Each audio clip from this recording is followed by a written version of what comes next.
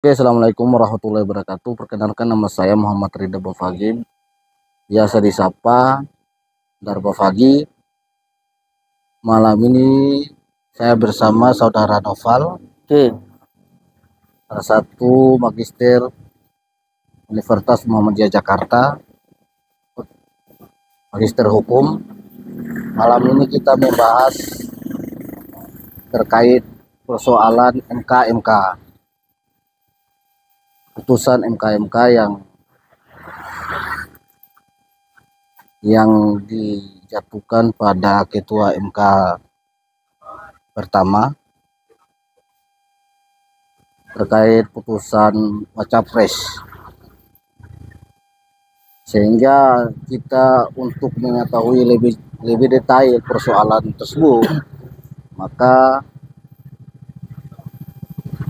kita mendengar penjelasan dari salah satu magister hukum, yaitu saudara Noval, untuk menjelaskan persoalan putusan tersebut. Saya serahkan waktu dan tempat pada saudara Noval untuk menyampaikan persoalan putusan tersebut. baik. Pertama nih, apa yang harus saya tanggapi nih? Apa yang harus saya kasih komentar ini? Sisi mana aja yang harus saya kasih komentari? Ya, putusan MK-MK. Oke, baik. Terus kedua, putusan MK-MK dan penetapan ketua MK baru, dengan melihat persoalan putusan kemarin, apakah bisa dibatalkan atau tidak. Ya, menurut saya putusan MK-MK ini memang tentu dilatar belakangi karena banyaknya pihak-pihak yang melaporkan para hakim Mahkamah Konstitusi, termasuk Ketua Mahkamah Konstitusi Anwar Usman, karena diduga telah melakukan pelanggaran etik, kan begitu. Nah, kemudian kemarin ada putusan Mahkamah Kehormatan Mahkamah Konstitusi yang diketuai oleh Jimli Asidik, yang kemudian memutuskan bahwa Ketua Mahkamah Konstitusi Anwar Usman melakukan pelanggaran berat, ya kan? Nah, ini saya melihat dan menjatuhkan hukuman berupa pemberhentian dari jabatan sebagai Ketua Mahkamah Konstitusi. Bagi saya tidak ada hal yang kemudian membanggakan, dan bagi saya melihat bahwa tidak ada hal yang kemudian substansial. Mengingat kita paham betul bahwa publik hari ini kemudian menaruh harapan agar semestinya hakim atau ketua Mahkamah Konstitusi bukan diberhentikan dalam jabatan sebagai ketua MK, tetapi diberhentikan secara automatically sebagai hakim ketua Mahkamah Konstitusi. Kalau kayak begini kan putusannya kan ya dia berhenti dari jabatan ketua MK, tetapi dia masih aktif sebagai anggota hakim konstitusi. Nah, inilah yang kita kemudian sesalkan. Nah, seharusnya kan putusan MK ini kan bersifat responsif, ya kan? Ya, rakyat atau publik menginginkan supaya ketua Mahkamah Konstitusi dipecat secara otomatis, secara permanen. Kan harusnya seperti gitu yang kita inginkan. Tapi ya kita lagi-lagi tidak melihat adanya keberanian daripada seorang Jimli Asidik. Kan begitu, itu satu. Dan yang kedua begini, apa yang kemudian dipersoalkan oleh publik hari ini? Yang dipersoalkan adalah akibat konflik of interest yang mendasari putusan Mahkamah Konstitusi tentang syarat capres maupun cawapres, itu didasarkan adanya konflik of interest. Didasarkan karena adanya keberpihakan dari hakim konstitusi. Ini yang kita sesalkan. Nah, sebagai akibatnya yaitu ya kita menginginkan adanya putusan yang kemudian menganulir putusan Mahkamah Konstitusi. Putusan yang bisa membatalkan putusan Mahkamah Konstitusi. Nah, tapi lagi-lagi itu tidak kita lihat, sehingga saya katakan bahwa tidak ada yang spesial, tidak ada yang membanggakan daripada putusan Mahkamah Kehormatan Mahkamah Konstitusi ini. Itu satu. Dan yang kedua, bahwa karena sudah terbukti Ya kan, karena sudah terbukti adanya konflik of interest, adanya benturan kepentingan yang mendasari putusan Mahkamah Konstitusi melalui proses peradilan di Mahkamah Kehormatan Mahkamah Konstitusi. Harusnya ini menjadi satu entry point untuk bisa menganulir putusan Mahkamah Konstitusi. Tapi ya kita terkendala pada sifat karakteristik daripada putusan Mahkamah Konstitusi, yaitu bersifat final and binding, bersifat final dan mengikat. Nah, inilah satu problema, ya kan? Jelas-jelas Indonesia adalah negara hukum sesuai dengan ketentuan pasal 1 ayat 3 UUD 45, kan begitu. Nah, dan yang bertindak sebagai institusi pengawal negara hukum ataupun pengawal konstitusi itu adalah Mahkamah Konstitusi. Tapi lagi-lagi ya, putusannya tidak memiliki kualitas. Putusannya tidak didasarkan pada prinsip imparsialitas, ya kan? Prinsip due process of law dan seterusnya. Nah, harusnya kan dengan karakteristik seperti ini ya harusnya putusan Mahkamah Konstitusi tidak boleh berlaku. Tapi apa boleh buat? Putusannya bersifat final dan binding. Nah, kita bertanya terus apa yang bisa membatalkan, menganulir putusan Mahkamah Konstitusi ini ya? Saya melihat kita menginginkan keberanian daripada seorang presiden sebagai kepala negara. Untuk apa? Untuk menerbitkan peraturan pemerintah sebagai pengganti undang-undang. Dia menggunakan kewenangan konstitusionalnya berdasarkan pasal 22 ayat 1 UUD 45, kan begitu. Harus terbitkan perpu untuk menganulir putusan Mahkamah Konstitusi ini karena sudah jelas putusan ini didasarkan pada kebohongan. Putusan MK ini tentang syarat capres maupun cawapres ini dimotivasi adalah sebagai upaya penyelundupan hukum.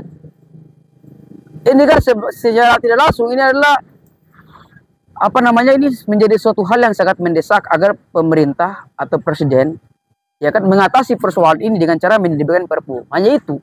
Selain itu, ini juga sebagai ikhtiar untuk menunjukkan jika karena memang hari ini kan kita melihat bahwa presiden itu di bawah sebagai pihak yang ikut serta terlibat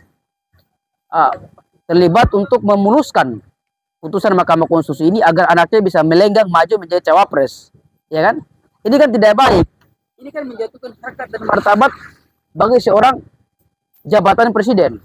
Nah, seharusnya dia harus dengan bijaksananya dia bantah semua itu, ya kan? Dengan menerbitkan perpu menganulir putusan Mahkamah Konstitusi itu. Tapi saya berarti ini kan kita belum melihat semua itu. Tapi saya melihat statement KPU RI kemarin itu dia bilang masih ada waktu untuk digantikan wakil presiden, masih ada waktu untuk bisa digantikan karena belum ada keputusan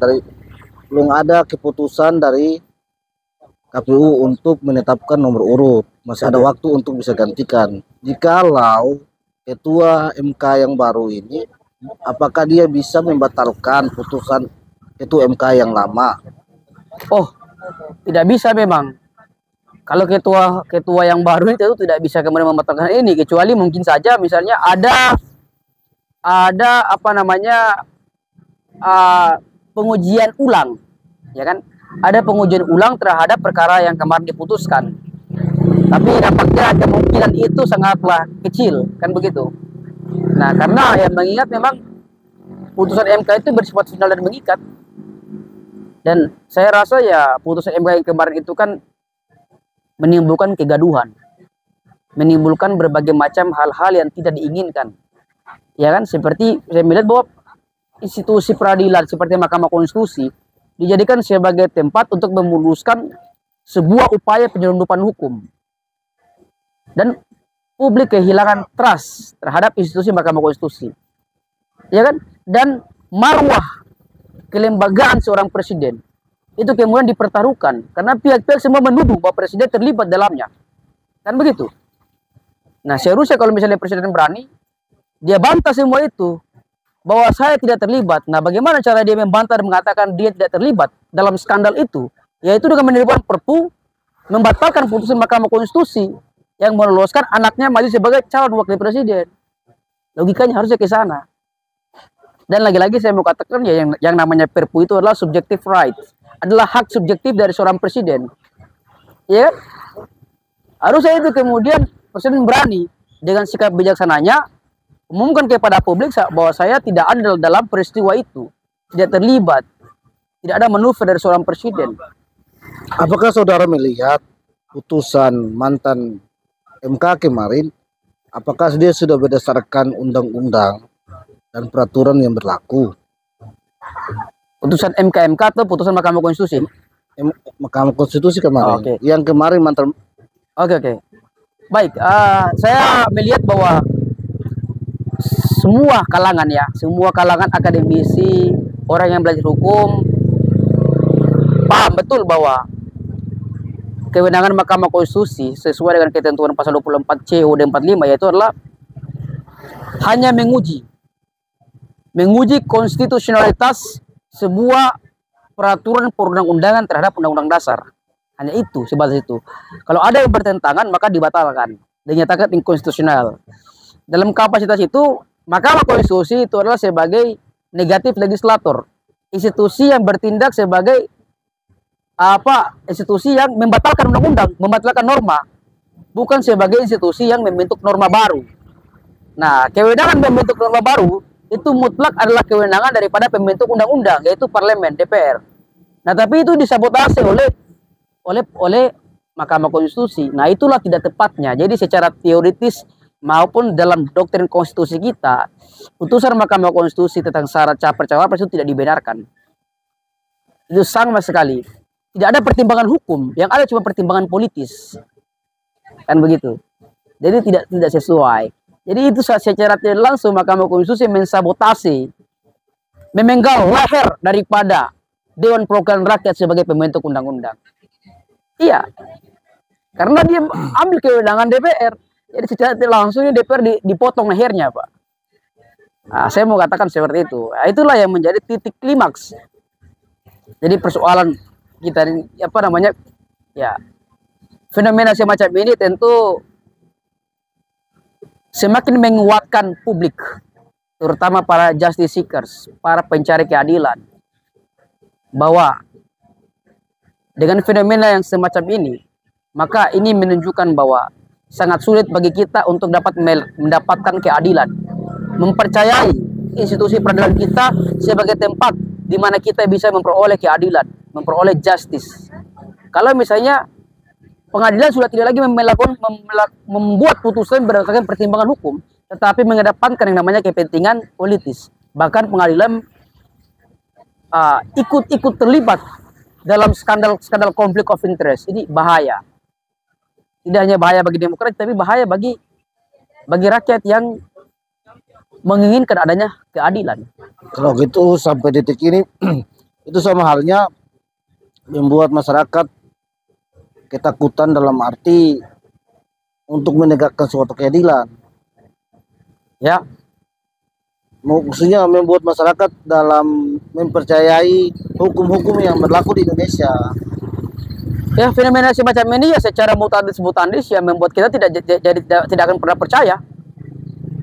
Ya kan? Iya. Makanya untuk mengembalikan kepercayaan masyarakat, Presiden sebagai kepala negara harus berani sesegera mungkin membatalkan putusan Mahkamah Konstitusi. Dengan cara apa? Terbitkan peraturan pemerintah sebagai pengganti undang-undang. Terbitkan Perpu. Cuma itu. Tapi kalau Presiden tidak berani menerbitkan Perpu, maka ini menjadi coretan buruk dalam sejarah kepemimpinan nasional, bahwa Mahkamah Konstitusi yang dipercayai sebagai tempat orang mendapatkan keadilan, ya kan, itu tidak akan pernah terjadi. Dan bahkan Presiden akan meninggalkan sebuah legasi yang buruk dalam konteks hukum, dalam konteks demokrasi. Ini saya pikir menjadi satu entry point yang sangat krusial untuk dicermati. Kalau seandainya Bapak sebagai wakil negara dengan melihat kondisi seperti itu, apa tanggapan Bapak seperti apa? Ya, sebagai wakil negara, wakil presiden ya. Wakil presiden. Ya, tentu lagi-lagi kan yang namanya wakil presiden ya, kewenangannya sangat terbatas. Ya kan? Ya. Sehingga kita butuh yang bisa merubah sebenarnya presiden.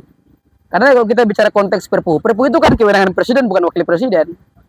Wakil presiden bisa berkuasa tatkala presidennya mati. Cuman wakil presiden Ya, paling-paling wakil presiden itu hanya memberikan saran, memberikan sugesti, tetapi tidak dalam konteks menetapkan kebijakan. Iya, dia bisa menanggapi persoalan itu. Ya, itu kewenangan presiden. Dia ini hanya sebagai ini aja, penasehat mungkin dan seterusnya. Tapi untuk membuat kebijakan itu bukan kewenangan wakil presiden. Nah, makanya kalau kita ingin perubahan ya tentu kita membutuhkan presiden yang berani, presiden yang bertanggung jawab, dan presiden yang jauh daripada belenggu-belenggu nepotisme, belenggu KKN dan seterusnya. Nah, ini mungkin yang menjadi poin terakhir. Oke. Malam ini saya bersama saudara Noval di salah satu YouTuber yang bernama Enploso. Okay. Dengan salah satu magister hukum. Ya, salah satu magister hukum yang terbaik lah di salah satu universitas ternama di Jakarta. Dia melihat persoalan terkait dengan putusan tersebut. Dia merasa resah. Bukan secara pribadi dia, tapi di kalangan masyarakat pun merasa resah dengan putusan tersebut. Sehingga semoga kedepannya hukum kita yang ada di negeri kita ini bisa menegakkan undang-undang hukum berdasarkan peraturan yang berlaku. Kita sebagai kaum muda menginginkan hal seperti itu, agar supaya hukum yang ada di Indonesia ini bisa berdasarkan aturan-aturan yang sudah ditetapkan. Oke, sampai di sini saya mau kembalikan kepada saudara Noval untuk memberikan sebuah kesimpulan terkait dengan persoalan ini.